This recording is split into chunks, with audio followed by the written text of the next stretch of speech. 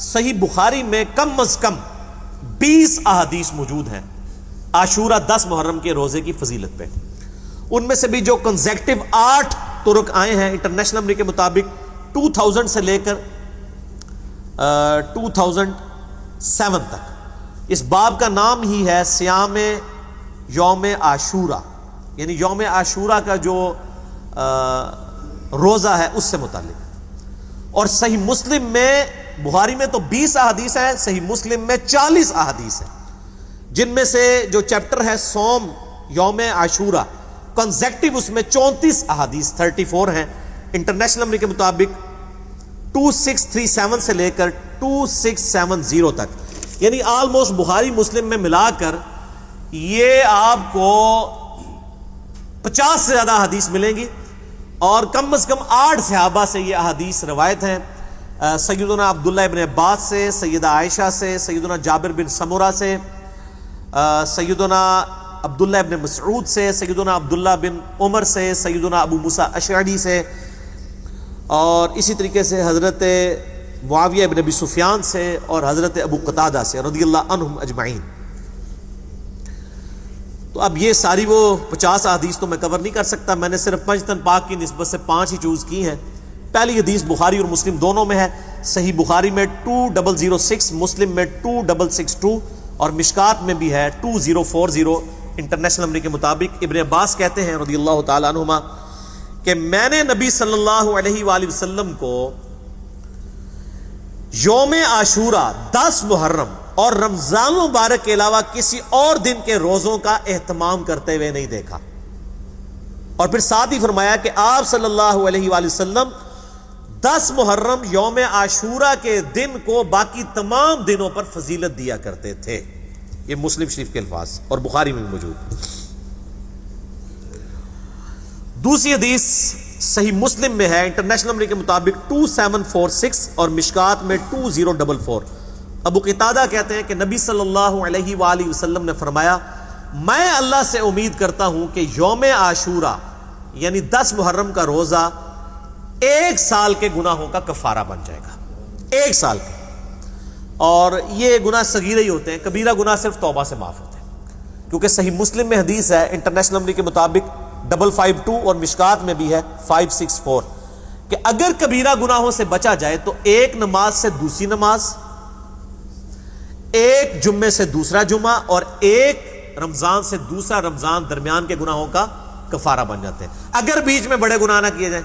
اب یہ نہیں کہ ایک بندہ ایک جمعہ پڑھے اگلا جمعہ پڑھ لے بیچ کے گناہ معاف، نہیں، نماز چھوڑنا خود کبیرہ گناہ ہے. صحیح مسلم میں 246 نمبر حدیث ہے بندے کے کفر اور اسلام کے درمیان فرق کی نماز ہے. تو نماز چھوڑنے سے بڑا کوئی کبیرہ، تو کبیرہ گناہوں سے بچا جائے تو چھوٹے موٹے گناہ جو ہیں وہ اس طرح کے روزوں سے معاف ہو جاتے ہیں. تیسری حدیث بھی بخاری اور مسلم دونوں میں ہے، بخاری میں 2002، مسلم میں 2637. اما عائشہ رضی اللہ تعالیٰ عنہ کہتی ہیں کہ قریش مکہ بھی زمانے جاہلیت میں عاشورہ کا روزہ رکھا کرتے تھے.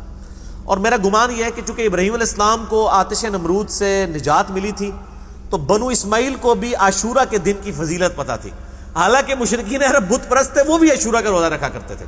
تو نبی صلی اللہ علیہ وآلہ وسلم بھی مکے میں عاشورہ کا روزہ رکھا کرتے تھے. رمضان شریف تو مدینے میں فرض ہوئے نا روزے، مکے میں آپ عاشورہ کا روزہ رکھا کرتے تھے. اما عائشہ کے آگے الفاظ ہیں حتیٰ کہ ہجرت مدینہ کے بعد بھی آپ صلی اللہ علیہ وآلہ وسلم ہمیں حکم دیتے تھے کہ ہم عاشورہ کا روزہ رکھیں، لیکن جب رمضان کے روزے فرض ہوئے تو آپ صلی اللہ علیہ وآلہ وسلم نے ارشاد فرمایا اب جس کی مرضی چاہے وہ عاشورہ کا روزہ رکھے، جس کی مرضی اس روزے کو چھوڑ دے.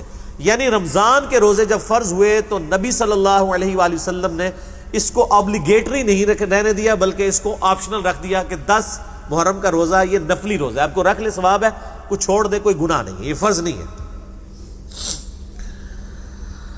چوتھی حدیث بھی بخاری اور مسلم دونوں میں ہے، بخاری میں 2004، مسلم میں 2656. عبداللہ ابن عباس کہتے ہیں کہ جب نبی صلی اللہ علیہ وآلہ وسلم مدینہ شریف تشریف لائے تو آپ نے یہودیوں کو دیکھا کہ وہ عاشورہ کا روزہ رکھتے ہیں.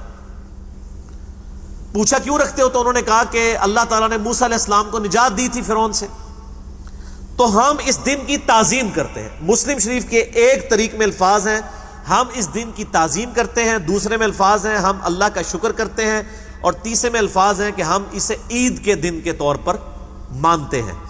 تو آپ صلی اللہ علیہ وآلہ وسلم نے فرمایا ہمارا تو زیادہ حق ہے کہ ہم موسیٰ علیہ السلام کے لیے شکرانے کے طور پر روزہ رکھیں، کیونکہ ہم موسیٰ علیہ السلام سے تم سے زیادہ بڑھ کر قریب ہیں۔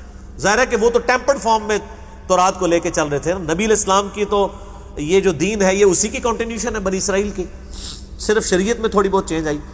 تو آپ صلی اللہ علیہ وسلم نے پھر صحابہ کو حکم دیا کہ 10 محرم الحرام کا روزہ رکھو۔ پوری دنیا کے مسلمان یہ 2 روزے رکھیں، عاشورہ کے ساتھ ایک 7 والا روزہ۔ اس کی حکمت 5ویں حدیث صحیح مسلم میں ہے 2666، مشکات میں 2041۔ ابن عباس رضی اللہ تعالیٰ عنہ کہتے ہیں کہ جب نبی صلی اللہ علیہ وآلہ وسلم نے ہمیں حکم دیا اس بات کا کہ ہم بھی جو ہے وہ عاشورہ کا روزہ رکھیں، تو کچھ اصحاب نے عرض کیا کہ یہ تو یہود و نصارہ کی پیروی ہو جائے گی ایک طرح کی۔ تو آپ نے فرمایا پھر تم ان کی مخالفت کرو اور تم 9 تاریخ کا روزہ رکھو، یعنی 9 محرم الحرام کا، اور اگر میں اگلے سال تک زندہ رہا تو میں بھی 9 کا روزہ ایڈ کروں گا۔ لیکن اس سے پہلے ابن عباس کے الفاظ ہیں کہ نبی علیہ السلام دنیا سے چلے گئے۔ اچھا، یہ حدیث میں کافی ساری کنٹراڈکشنز آتی ہیں، تو وہ بعض لوگ کہتے ہیں وہ یہ اضطراب ہے، پہلے آپ نے اجازت دے دی اور پھر آپ نے یہود و نصارہ کی مخالفت کا اس وقت کیوں نہیں خیال آیا، بالکل اینڈ پہ کیوں آیا؟ بیسیکلی یہ گریجولی شریعت کے احکام ایوالو ہوتے ہیں، یہ نہیں ہوتا کہ مطلب وہ ایک دن میں ساری چیزیں سیٹل ہو جاتی ہیں۔ تو یہ یعنی الٹیمیٹلی یہ ڈیسیژن ہوا۔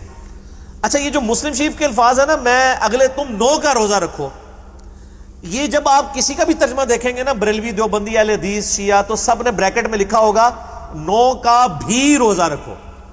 یہ بھی جو انہوں نے لگائی ہوئی ہے نا، یہ حدیث میں نہیں ہے، لیکن لگائی صحیح ہوئی ہے۔ پہلی شاید جڑی کہ صحیح لائی ہوئی ہے انہوں نے، وہ اس لیے لگائی ہے کہ جامعہ ترمذی میں حدیث ہے 755 انٹرنیشنل نمبر کے مطابق کہ ابن عباس نے فرمایا کہ نبی علیہ السلام ہمیں یوم عاشورہ کا روزہ 10 محرم کو رکھنے کا کہتے تھے۔ اس میں 10 کی تاریخ بھی آ گئی۔ البتہ اس حدیث کی صحت میں اختلاف ہے، شیخ البانی سے صحیح کہتے ہیں، شیخ زبیر صاحب ضعیف کہتے ہیں حسن بصری کی تدلیس کی وجہ سے، لیکن اس کو سپورٹیو ایک چیز امام ترمذی نے ساتھ جو قول لکھا ہے نا، موقوفاً یہ روایت بالکل صحیح ہے، اس کو شیخ زبیر صاحب بھی صحیح مانتے ہیں۔ امام ترمذی نے اس حدیث 755 کے ساتھ لکھا، ابن عباس فرمایا کرتے تھے کہ 9 اور 10 2 روزے رکھ کر یہودیوں کی مخالفت کرو، اور اس کی پوری سند ہے سنن کبریٰ البیہقی میں انٹرنیشنل نمبر کے مطابق 8187 جلد 4 پیج 287 پہ، جسے شیخ زبیر صاحب نے بھی اپنے الحدیث رسالے میں لکھا ابن عباس کے اس قول کو جو ترمذی لے کے آئے ہیں۔ اور میں نے پہلے بھی عرض کیا ہے کہ اگر کوئی صحابی کی حدیث موقوف ثابت ہو جائے تو مرفوع حدیث اگر ضعیف بھی ہو نا، اس کو سپورٹ مل جاتی ہے۔ تو ابن عباس فرمایا کرتے ہیں کہ یہود و نصارہ کی مخالفت کرو، 9 اور 10 2 روزے رکھ کے۔ اب آپ کو پتہ چلا مسلم میں انہوں نے بھی کیوں کیا ہے، وہ اس کی وجہ سے کیا۔ مسند احمد میں ایک حدیث ہے انٹرنیشنل نمبر کے مطابق 2154، یہ حدیث کمزور ہے۔ اس میں ابن عباس کا قول یہ ہے کہ یہود و نصارہ کی مخالفت کرو 10 سے پہلے ایک روزہ ملا کر یا 10 کے بعد ایک روزہ ملا کے، یعنی 9 اور 11 دونوں آپشن ہے۔ بہرحال اجتہاداً یہ صحیح ہے، اگر کسی شخص کا 9 کا روزہ رہ جائے، اب اس نے 10 کا رکھا ہے، میرے ساتھ ایک دفعہ ایسے ہو گیا تھا، پھر میں نے 11 کا روزہ رکھ لیا تھا تاکہ مخالفت ہو جائے 2 روزے رکھ کر۔ یہاں پر میں آپ کو ایک اوریجنل لطیفہ سناؤں۔ 2008-9 کی بات ہے، ہم نئے نئے کتاب و سنت کے منہج پہ آئے، تو یہ ان دنوں میں یہی جھگڑا چل رہا تھا۔ مجھے پتا چلا کہ اہل حدیث میں بعض علماء کا یہ موقف ہے کہ 10 محرم کو روزہ رکھنا ہی نہیں، رکھنا ہی 9 کو ہے، اور وہ یہ کہتے ہیں کہ عاشورہ 9 محرم کو ہوتی ہے، حالانکہ عربی میں عشر کا لفظ 10 کے لیے ہوتا ہے۔ تو انہوں نے کہا روزہ تو نہیں ختم کر سکتے، 10 محرم تو جان چھڑائیے نا۔ انہوں نے کہا 9 کا روزہ رکھو، 10 محرم روزہ ہوتا ہی نہیں ہے۔ اور ان میں یعنی پاکستان کے یعنی ٹاپ کے عالم دین عبد المنان نور پوری رحمہ اللہ تعالیٰ فوت ہو چکے ہیں، شیخ زبیر علی صاحب کے استاد ہیں، یعنی دورہ حدیث ان کے پاس کیا ہوا ہے شیخ زبیر صاحب، گجرانوالہ کے تھے۔ تو اس وقت وہ زندہ تھے، تو میں نے ایک بھائی کو یہ پورے روایتیں رکھی، میں نے کہا یار ابن عباس جو ہے وہ راوی حدیث ہے، راوی حدیث کا فارم جو ہے وہ سب سے بیسٹ ہوتا ہے، ہم 14ویں صدی کے کسی عالم سے فارم لیں گے یا ابن عباس سے لیں گے؟ آپ حیران ہوں گے، بخاری مسلم میں 50% احادیث یعنی 50 حدیثیں ہیں نا اگر 10 محرم پہ، اس میں سے 25 کے راوی ابن عباس ہیں۔ ابن عباس سے زیادہ کسی نے اس روزے کی یہ روایت نہیں کی، اور ان کے شاگردوں نے جتنی روایتیں کی ہیں. تو میں نے کہا جی عبد المنان صاحب کو نا فون ملائیں. انہوں نے ان کو موبائل پہ کال کی میرے سامنے. ساڑھے لطیفے اوریجنل ہوندے نے بھائی. تو انہوں نے کہا کہ جی یہ بتائیں کہ 10 محرم کا روزہ کب رکھنا ہے. انہوں نے کہا 9 کو رکھنا ہے، 10 کو نہیں روزہ رکھنا، کیونکہ مسلم شریف میں الفاظ ہے کہ 9 کا روزہ رکھو. اس نے کہا جی وہ 9 کا روزہ بھی ہے کیونکہ سنن کبریٰ البیہقی کے اندر موجود ہے. آپ کے شاگرد نے بھی حکم لگایا. ویسے شیخ زبیر صاحب کی بڑی عزت کرتے تھے. ایون وہ ایسے استاد تھے کہ حدیث کے مسئلے میں شیخ زبیر صاحب سے مسئلے پوچھا کرتے تھے اسماء و رجال میں. انہوں نے باقاعدہ خطوط لکھے ہیں کہ شیخ صاحب اس حدیث کی سند کے بارے میں مجھے بتائیں، اپنے شاگرد سے اسماء و رجال میں. تو اس نے جب دلائل سامنے رکھے تو آپ کو پتا ہے علماء کا ٹیمپرامنٹ بڑی جلدی لوز ہوتا ہے. انہوں نے آگے سے جملہ بولا کہ جی میں نے ابن عباس کا کلمہ نہیں پڑھا ہوا، نبی صلی اللہ علیہ وآلہ وسلم کا پڑھا ہوا ہے. خیر میں ابھی سامنے ہوتا ہوں، میں کہتا ابن عباس نے بھی نبی علیہ السلام نے کلمہ پڑھے سی، تو اسی نہیں پڑھے آتے.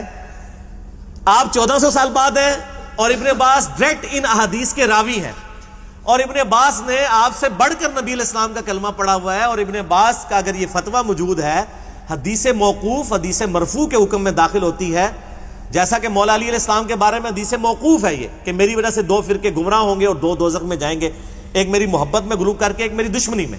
حدیث مرفوع تو ساری ضعیف ہے طبرانی میں. یہ فضائل صحابہ احمد بن حنبل کی کتاب میں موقوفاً روایت صحیح ہے. اس کی وجہ سے ہم ان مرفوع روایات کو بھی صحیح مانتے ہیں. یہاں پہ بھی ابن عباس کا جو قول ہے نا یہود و نصارہ کی مخالفت کرو 9 اور 10 2 رکھ کے،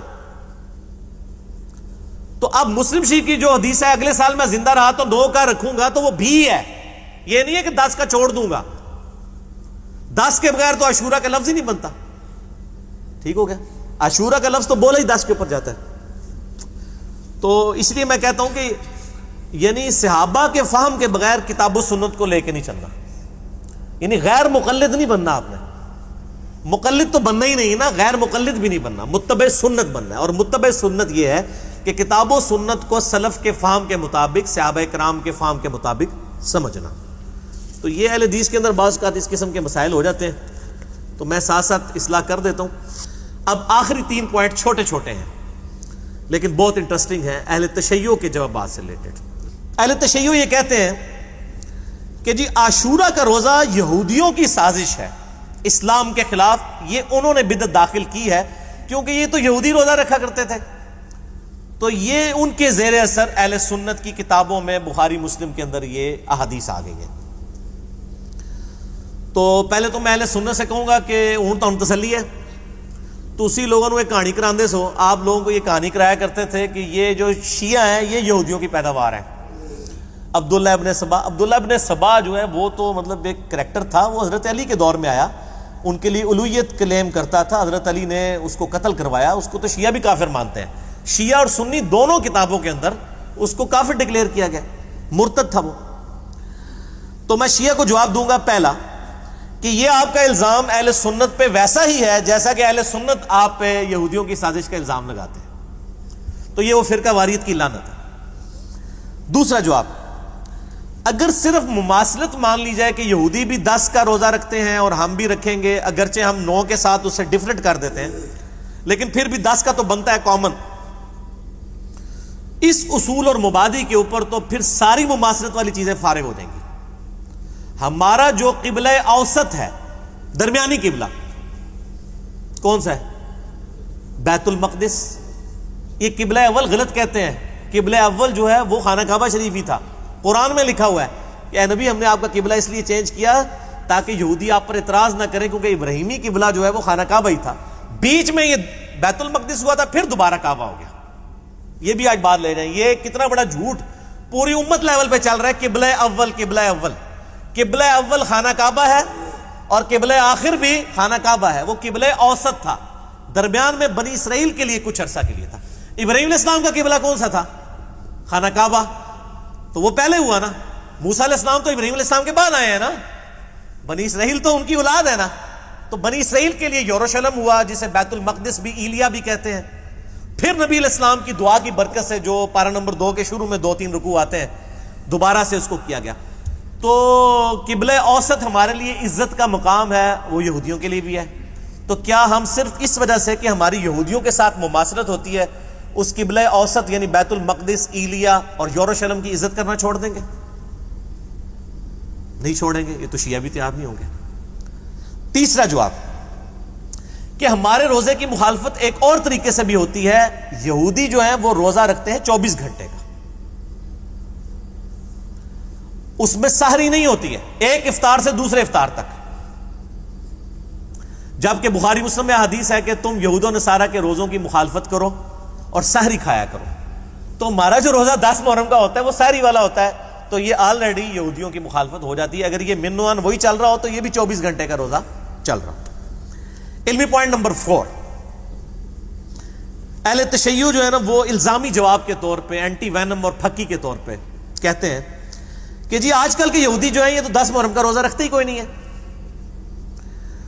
اور اگر آپ یہ سمجھتے ہیں کہ یہ ٹریڈیشن چل رہی تھی تو آج کے یہودیوں کو بھی تو 10 محرم کا روزہ رکھنا چاہیے، اگرچہ وہ ایک دن مناتے ہیں جوئش کیلنڈر جو ہے یہودیوں کا کیلنڈر، اس کے مطابق وہ 7ویں مہینے کی 10 تاریخ کو وہ دن مناتے ہیں، وہ یہی والا دن ہے۔ اس تہوار کو وہ کہتے ہیں یوم کیپور، عبرانی ہیبرو لینگویج کے اندر۔ آپ یہ جا کے گوگل پہ جا کے آج لکھیں، تھوڑی تسی محنت کرو نا، YOM، یہ یوم کا لفظ عبرانی میں بھی، چونکہ عبرانی سے عربی نکلی ہوئی ہے نا، جو عبرانی زبان ہے یہ عربی یعنی اس کی آپ سمجھ لیں عربی کی ماں ہے ہیبرو لینگویج، YOMKIPPUR، یوم کپور۔ اس کی پروننسیشن باقاعدہ میں نے اس میں گوگل میں جا کے یعنی سیکھی، کپور۔ اچھا، یہ وہ مناتے ہیں، اور ان کا ایک مہینہ ہے تشری، تشرے بھی کہتے ہیں، تشری بھی، وہ جس طرح ہمارے بھی عربی میں مجہول بھی ہوتا ہے، معروف بھی، سلے اور سلی، تشرے، تشری یہ مہینہ ہے، اس کی 10 تاریخ کو وہ جشن کے طور پر اس کو مناتے ہیں، اور وہ روزہ بھی رکھتے ہیں۔ اس کے اوپر پھر اہل تشیع اعتراض کرتے ہیں کہ یہ جو تشری مہینہ ہے یہ تو ان کا 7واں مہینہ ہے، اور محرم جو ہے وہ پہلا مہینہ ہے، تو وہ بھی پہلا مہینہ ہونا چاہیے۔ تو اس کے اوپر میں نے جب سرچ کیا تو گوگل کے اندر یہ بات پتہ چلی کہ یہودیوں کے 2 کیلنڈر ہیں، ایک کیلنڈر وہ ہے جو سول کیلنڈر ہے، اس میں جو یہ تشری والا مہینہ ہے 7واں نہیں، وہ پہلا ہی ہے، اور ایک دوسرا پیرلل میں ان کا جو کیلنڈر ہے سیرین کیلنڈر، اس میں پہلا مہینہ جو ہے وہ نیزن ہے۔ آپ یہ گوگل کے اوپر جا کے نا لکھیں ہیبرو کیلنڈر، HEBREW کیلنڈر، تو آپ کو یہ ساری ویکیپیڈیا میں پوری ڈیٹیل آ جائے گی۔ پھر آپ کو یہ بھی بات پتہ چلے گی کہ 2 صدی عیسوی سے لے کر 5ویں صدی عیسوی کے اندر، یعنی اس کے اندر کافی چینجنگ بھی آئی ہے کیلنڈر کے اندر وقتاً فوقتاً، یعنی اور یہ ایوالو ہوتا رہا، یعنی ابھی تک بلکہ یہ ایوالو ہوتا رہا۔ اب یعنی انہوں نے لیونر اور سولر کیلنڈر کو ملا کے ایک کیلنڈر بنایا ہوا ہے، اور ایسی کو انہوں نے سائنس لڑائی ہے کہ وہ ان کا 10 محرم نا ستمبر اکتوبر کے اندر ہی آتا ہے، گرمیوں میں نہیں جانے دیتے، وہ کبھی بھی نہیں ہوا جون جولائی میں آیا، حالانکہ لیونر اور سولر دونوں کو لے کے چل رہے ہیں وہ، لیکن ایسا انہوں نے اس کو ڈیوائز کیا ہے۔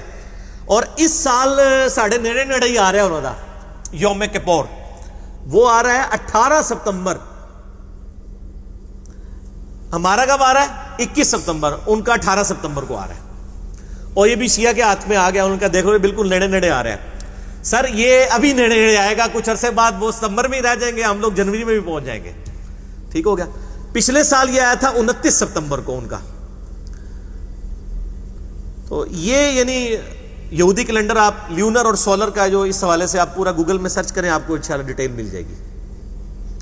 تو یہ تو میں نے یعنی 2 جواب دیے، ایک جواب ہو گیا یعنی کیلنڈر کی وہ مہینوں کی اعتبار سے، دوسرا اس کی تاریخ کے اعتبار سے جو ایوولوشن آئی ہے، اور تیسرا یہ ہے کہ اگر یہ منطق مان لی جائے کہ جی اس وقت جو یہودی کر رہے ہیں اسی کو ہی ہمیں دلیل ماننا چاہیے، اور وہ تو ویسے ہی ختم ہو جائے گی، کیونکہ ہمارا محرم پہلا مہینہ ہے، ان کا وہ والا پہلا مہینہ ہے تشری۔ تو نبی علیہ السلام جب ہجرت کر کے آئے، ہو سکتا ہے وہ دونوں مہینے اس وقت کونسائڈ کیے ہوئے ہوں اور وہ پیرلل میں چل رہے ہوں، اور پھر چینجنگ بھی وقت کے ساتھ اس میں آئی ہے۔ بہرحال پھر بھی اگر یہی منطق مان لی جائے تو قرآن حکیم میں، یہ میں پھکی دینے لگوں چونکہ شیعہ نے پھکی دی ہے تو ہم سنیوں کو بھی پھکی دیتے ہیں، شیعہ کو بھی دیتے ہیں، قرآن حکیم میں جو تثلیث بیان ہوئی ہے ٹرینٹی، اس میں 3 خداؤں کا ذکر ہے. عیسائی جو کلیم کرتے ہیں اللہ تعالیٰ، عیسیٰ علیہ السلام اور کون؟ سیدہ مریم. لیکن آج کے جو عیسائی ہیں وہ حضرت مریم کو مانتے ہی نہیں خدا، وہ ہولی گوسٹ جبرائیل کو مانتے ہیں. قرآن جس ٹرینٹی کی بات کرتا ہے وہ ٹرینٹی ڈیفرنٹ ہے، اور آج کی عیسائیت کی ٹرینٹی ڈیفرنٹ ہے. تو کیا یہ قرآن حکیم کے اندر چینجنگ ہو چکی ہوئی ہے؟ نہیں، اس زمانے میں یہی ٹرینٹی تھی، بعد میں یہ چینج آئی ہے. اسی طریقے سے یہودیوں نے بھی جو چینجنگ لائی ہے، بہرحال پھر بھی وہ اپنی اوریجنل فارم میں اس حوالے سے ہے کہ ان کا پہلا مہینہ جو ہے سیول کیلنڈر کا، اس کی 10 تاریخ کو ہی وہ روزہ رکھتے ہیں.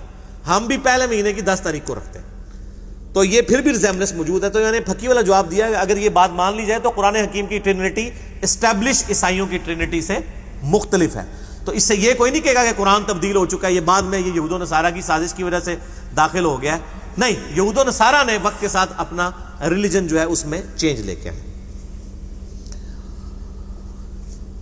علمی پوائنٹ نمبر 5 آخری، وہ اہل تشیع کا اعتراض ہے، اور وہ کہتے ہیں 10 محرم کو یہ لوگ خوشی کے دن کے طور پر، عید کے طور پر مناتے ہیں، اور یہ آل امیہ کی سازش ہے 10 محرم واقعہ کربلا کو ڈائلیوٹ کرنے کے لیے، اس واقعے کو ہلکا کرنے کے لیے یہ حدیثیں گھڑی گئی ہیں. تو پنجتن پاک کی نسبت سے 5 جواب میں دیتا ہوں اس اعتراض کے بھی. جواب نمبر 1، اگر ہم اسے عید اس طریقے سے مانتے ہوتے جیسے عید ہوتی ہے، تو عید کے دن روزہ ہوتا ہے؟ مسلمانوں کی عید میں تو روزہ نہیں ہوتا. یہ عید اس حوالے سے نہیں، یہ بار بار لوٹ کے آنے والا دن ہے، اور بخاری مسلم میں الفاظ ہیں شکرانے کے طور پہ نبی علیہ السلام نے اسے تعلیم فرمایا. عید کا لفظ نبی صلی اللہ علیہ وآلہ وسلم نے اس دن کے لیے نہیں بولا، وہ یہودی بولتے تھے، لیکن روزہ ہے اس کے اندر. لہٰذا مسلمانوں کے ساتھ اس حوالے سے کوئی بحث نہیں کی جا سکتی. اگر عید ہوتی تو کھانا پینے کا کام کرتے، روزہ تو نہ رکھتے. اور یہودیوں نے بھی اس لیے کہ موسیٰ علیہ السلام کو نجات دی گئی، جو میں نے بخاری مسلم سے احادیث بیان کی ہیں، اور یہ ایام اللہ میں سے ہے جو سورہ ابراہیم میں ہے نا، وَذَكِّرْهُمْ بِأَيَّامِ اللَّهِ. اے موسیٰ ان کو اللہ کے بڑے بڑے جو فیصلے کے دن ہیں ان سے ڈر سناؤ. اللہ کے بڑے بڑے فیصلے جو ہیں وہ 10 محرم عاشورہ کے دن ہوئے. آدم علیہ السلام کی توبہ قبول ہوئی، نوح علیہ السلام کی کشتی جو ہے وہ کنارے لگی، یونس علیہ السلام مچھلی کے پیٹ سے آزاد ہوئے، قوم سمود کو برباد کیا گیا، ابراہیم علیہ السلام کو آتش نمرود سے نجات ملی. اسی طریقے سے موسیٰ علیہ السلام کا ذکر تو بخاری مسلم میں ہے کہ فرعون کو ڈبویا گیا. تو یہ ایام اللہ میں سے تھا. جواب نمبر 2، یقیناً 10 محرم عاشورہ 61 ہجری کا جو واقعہ ہے، اس کی وجہ سے پوری امت غمناک ہے. ہم اس واقعے سے تو کوئی انکار نہیں کرتے، لیکن اس غم کی وجہ سے موسیٰ علیہ السلام کی جو وہ والی فضیلت ہے شکرانے والی، وہ ڈائلیوٹ نہیں ہوتی ہے. اس لیے کہ اگر ایک واقعے سے دوسرے واقعے کو ڈائلیوٹ کیا جائے تو میں اس میں الزامی اور پھکی والا جواب دیتا ہوں کہ حضرت حسین علیہ السلام کی شہادت سے بڑھ کر جو سانحہ ہے وہ مولا علی کی شہادت ہے. وہ کب ہوئی ہے؟ 21 رمضان کو. تو اب کیا ہم 21 رمضان کو غم کے طور پر مانتے ہوئے کیا رمضان کی فضائل کا انکار کر دیں گے؟ کبھی نہیں کریں گے. وہ تو اپنی جگہ رہیں گے. البتہ ہمارے لیے تو دکھ کا دن ہے، اور مولا علی کی تو شہادت اس لیے بھی دکھ ہے اس حوالے سے کہ المستدرک للحاکم میں حدیث ہے، انٹرنیشنل نمبر کے مطابق 4679، سنن نسائی الکبریٰ میں بھی ہے 8538.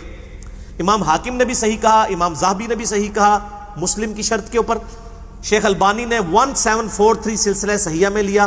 شیخ زبیر لذیذ صاحب کے اصول پہ بھی غلام مصطفیٰ ظہیر صاحب نے اس حدیث کو صحیح کہا ہے کہ سیدنا علی سے نبی علیہ السلام نے فرمایا، اے علی میں تمہیں 2 بدبخت نہ بتا دوں جو انسانیت کی تاریخ میں سب سے بڑے بدبخت ہیں. پہلا وہ شخص ہے جس نے قوم سمود کی اونٹنی کو قتل کیا تھا اور اس کی وجہ سے اللہ کا عذاب آ گیا تھا. اور دوسرا بدبخت وہ ہوگا جو میری امت میں ہوگا، جو اے علی تمہیں قتل کرے گا، تمہارے سر پہ ایسی ضرب لگائے گا کہ تمہاری داڑھی جو ہے وہ سر کے خون سے رنگی جائے گی.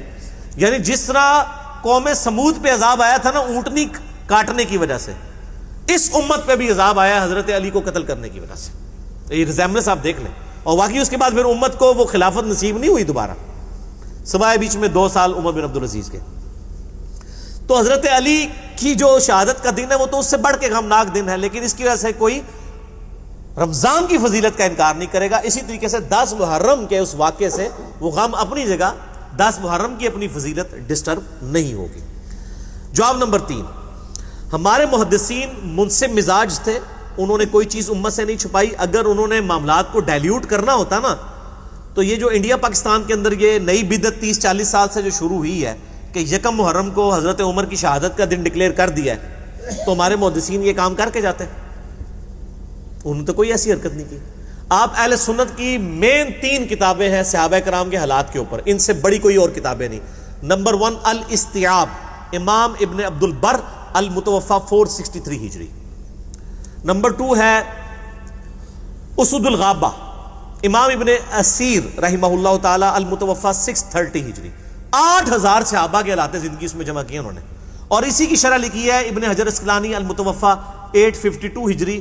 اس شرح کا نام ہے الاصابہ، اسد الغابہ کی شرح ہے، اور یہ ساری اردو میں آ چکی ہوئی ہیں۔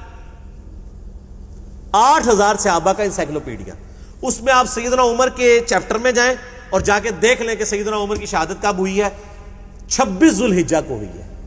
ایون آپ گوگل میں سرچ کریں، گوگل میں ویکیپیڈیا نے جو پیج بنایا ہوا ہے جو سنیوں نے بنایا ہے، اس میں بھی 26 ذوالحجہ لکھا ہوئی ہے، 26 ذوالحجہ 23 ہجری۔ یہ کہتے ہیں یکم محرم 24 ہجری بنتا ہے۔ یہ صرف 10 محرم کو نیچا کرنے کے لیے انڈیا پاکستان میں جو خوارج ہیں انہوں نے یہ کام شروع کیا، اور آپ دیکھیں انہوں نے پیرلل میں یکم محرم کے جلوس نکالنے شروع کر دیے۔ آپ مجھے بتائیں اگر جلوس ہی نکالنا ہے تو 12 ربیع الاول کے جلوس کی زیادہ اہمیت ہونی چاہیے یہ یکم محرم کے؟ 12 ربیع الاول کے وہ تو نبی علیہ السلام کا دن ہے نا، اس کو تو وہی خوارج پارٹی جو ہے وہ کہتی ہے بدعت، اور شیعہ کے بکس کے اندر آ کر یکم محرم کو انہوں نے سنت کے طور پہ جاری کر دیا۔ میں تو ہے ہی جلسے جلوسوں کے خلاف ہوں، میں کہتا ہوں کنٹرول انوائرمنٹ میں صرف پروگرام ہونے چاہیے۔ یہ سڑکیں بلاک کر کے لوگوں کو ذلیل کرنا اور مسافروں کو، مریضوں کو تنگ کرنا، اسلام میں اس کی کوئی گنجائش نہیں، قطعاً کوئی گنجائش نہیں۔ کسی قسم کا جلسہ جلوس نہیں ہونا چاہیے کہ جس سے روڈز بلاک ہوں، لوگ تنگ ہوں۔ تو اہل سنت کے ائمہ نے یعنی یہ حرکت نہیں کی ہے۔ ایون ایک روایت تھی، اس میں ابن اسیر نے نقل کی تھی اسد الغابہ میں، کہ سیدنا عمر کو جب ہم دفنا کر فارغ ہوئے تو یکم محرم کا چاند اس رات کو نکلا تھا، وہ بھی یکم محرم نہیں بنتی۔ لیکن اس کے ساتھ ابن اسیر نے لکھا یہ روایت صحیح نہیں ہے، صحیح روایت یہ ہے کہ 26 کو ہوئی، اور یکم محرم سے پہلے حضرت عثمان کی بیعت ہو چکی تھی۔ حضرت عثمان غنی رضی اللہ تعالیٰ عنہ خلیفہ راشد 23 ہجری میں ہی چنے جا چکے تھے، اور وہ آپ کو پتا 3 دن کے بعد چنے گئے تھے، 3 دن مشاورت ہوئی تھی۔ تو 26 ذوالحجہ والی بات بالکل ٹھیک ہے، آپ گوگل میں بھی جا کے سرچ کر لیں۔ تو یہ میرا تیسرا جواب تھا کہ اگر یہ 2 نمبری ہم نے کرنی ہوتی تو ہم مانتے، ہم تو ڈنکے کی چوٹ پہ کہہ رہے ہیں کہ یکم محرم سیدنا عمر فاروق رضی اللہ تعالیٰ عنہ علیہ السلام کا یوم شہادت نہیں ہے۔ جو بات صحیح ہے وہ ہم مانتے ہیں۔ باقی 10 محرم پہ تو اجماع امت ہے کہ سیدنا حسین کی شہادت ہوئی کربلا کے اندر 61 ہجری میں۔